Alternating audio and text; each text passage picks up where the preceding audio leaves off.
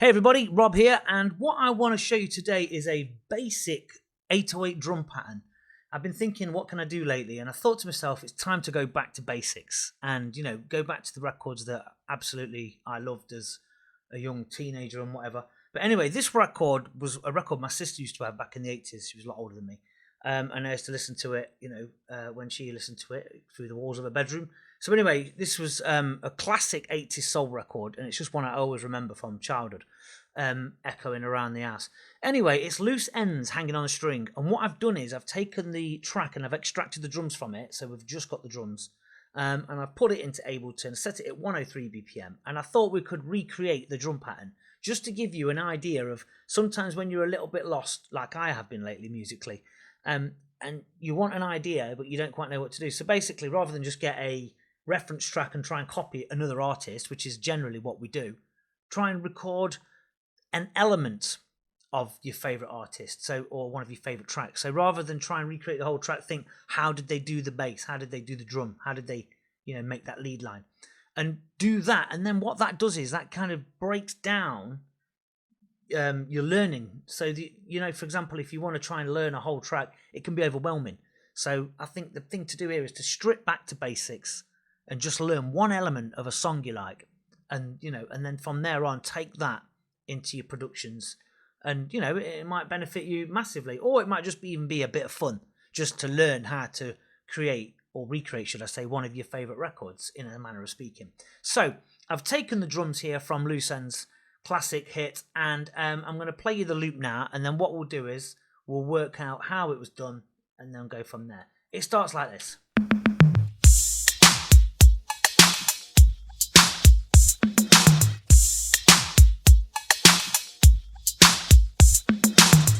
Classic track, everyone knows it if you're a soul head. And basically, we're going to recreate that. So what we're going to do is we are going to grab an 808 core kit from within the drum rack, and we're going to plonk it onto the channel, and we should have the classic 808 set. Okay, so what we need to do first is create that tom loop, so it's whatever that is. So we're going to use the high, the mid, and the low tom. So it's I think if we loop it, it's 3.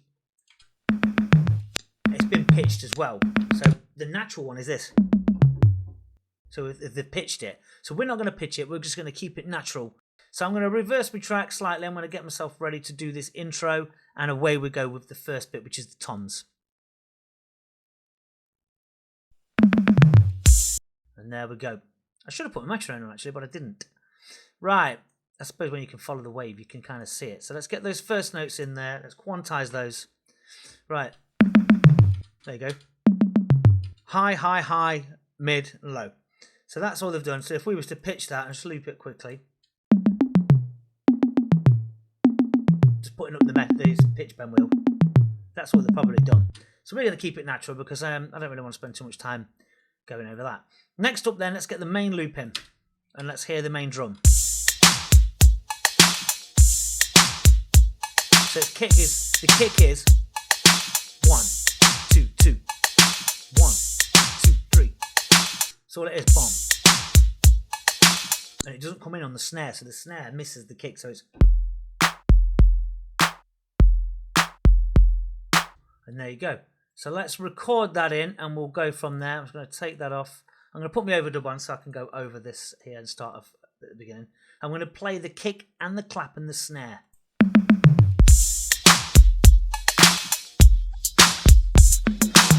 And there you go. And that's all it is. We don't have to do any more than that. And let's grab this lot, quantize it. Oops. And bring it back. So this one.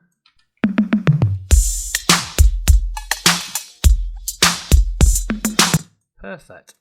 And then what we want to do in that gap there, which is there, we just want to bring in our toms, which go, where do they go? There you go.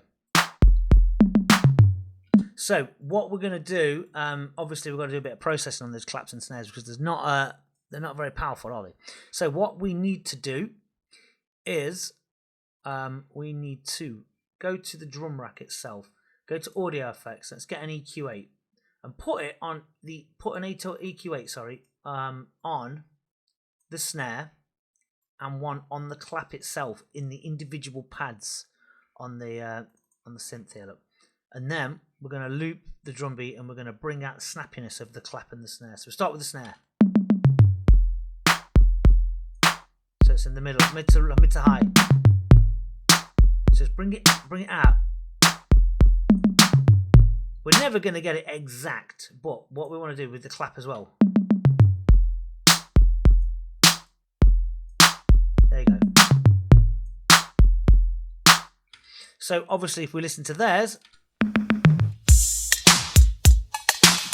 there's a little bit of reverb in there. So let's find a reverb that's suitable from that period. I'm going to go with the drummer's room. I'm going to put that on the snare. And then within the snare, you've got dry wet at about 30.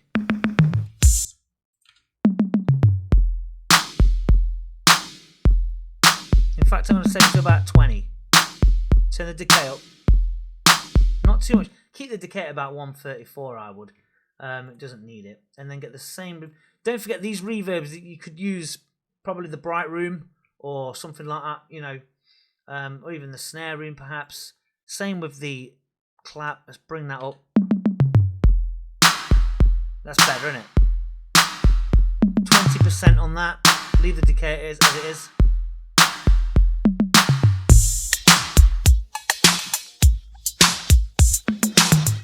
So now we need an open hat, which is at the very start. So listen to it. So you've got one there, and then you've got a very short one there. So let's program those in. We don't even have to write them in, we can just draw them in. So we get an open hat.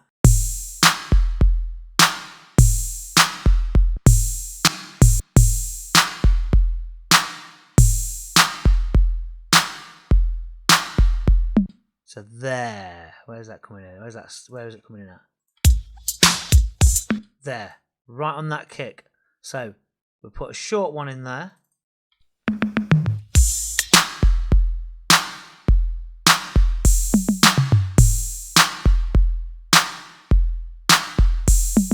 The problem is we're going to have to cut the decay off on that one. So it's probably best to have its own individual channel for that. So how we'll do that is we'll duplicate it. And then the first one, we'll delete that one. And then in here, we'll delete all the sounds. This is if you want to get really sort of deep on the technical side of things with it. And then on this one, we'll double click on it, go to the actual kit. And then where the open hi-hat is, turn the decay down. So it goes like this. There you go. So it's not as long as that one. So the decay, you could automate it. But for the purposes of this, I just thought it would be easier, it's quicker and do it this way. Next up then, what we got?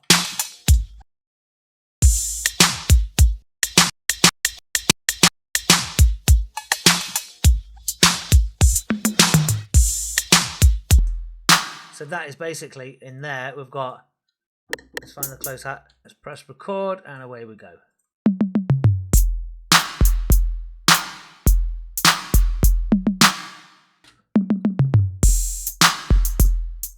That comes in there.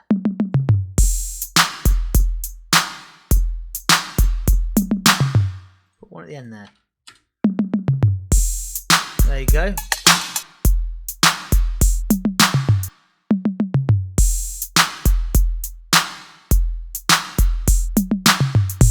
Okay, there we go.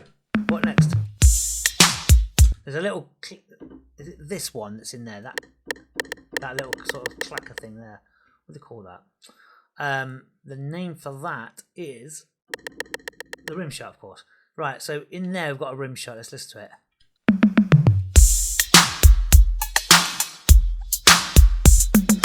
It's right on that point there, look. So right there.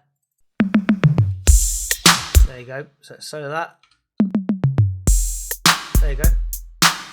Perfect. That tiny rim shot makes such a difference when you program it in. It just gives a little lift to the track.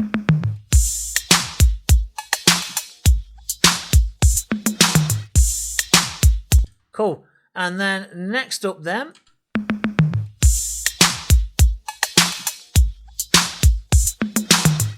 Is the classic. And then we're away. So we're going to record in the 808 bell, and it's going to be the last thing we add to it.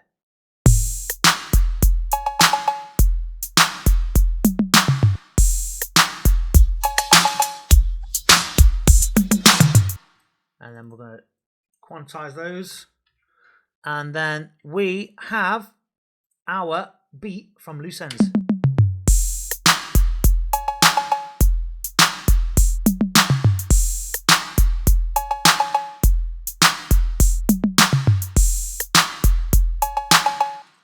The 808 cowbell probably could do with a bit of reverb on.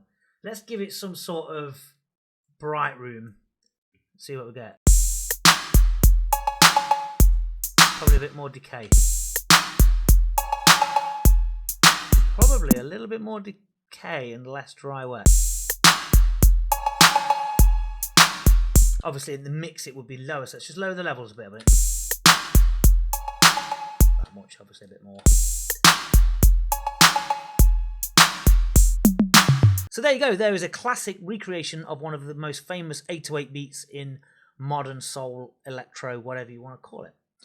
Loose Ends were a fantastic band back in the day, great British export, and they made some absolute classic tunes, and this is obviously their biggest one, in my opinion. But anyway, thank you very much for watching. Go ahead and recreate something that you love. Just take an element of a track and try to recreate that specific thing, and see what comes of it. You know, you never know what you might learn and be able to adapt to your next projects. Thank you guys, and I'll see you soon.